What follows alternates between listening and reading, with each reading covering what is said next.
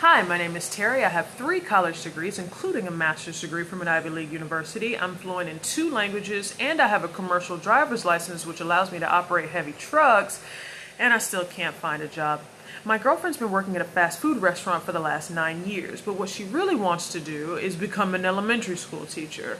So every day I'm going to be coming on here and telling you guys stories about things that I think are cool or interesting, and then I'm going to teach you a little bit of Spanish until I can earn enough money to send my girl to teaching school. So today we're talking about Galileo. He can be described as the first modern scientist. He made many discoveries in astronomy, math, and physics.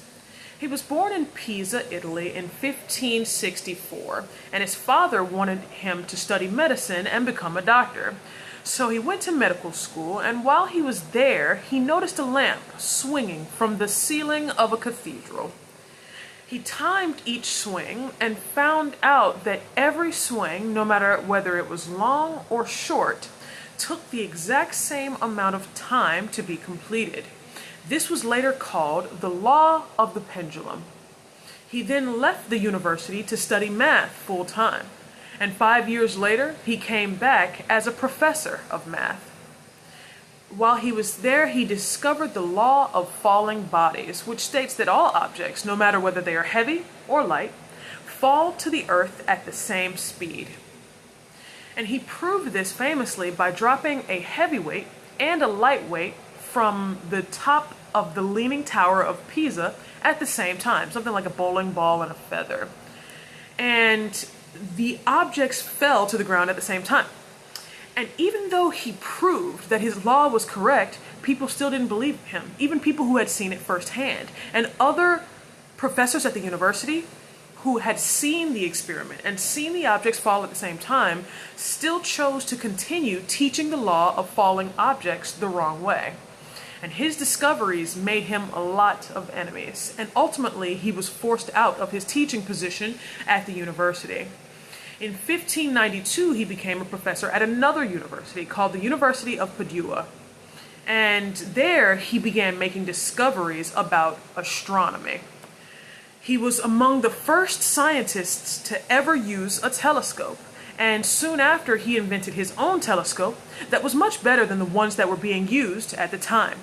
With that telescope, he became a supporter of the Copernican theory, which is that the Earth and all the other planets revolve around the sun. The problem was, this was in direct opposition to the church's stance. They believed the Aristotelian theory, and Aristotle put forth that the Earth was actually the center of the universe, and everything else revolved around it.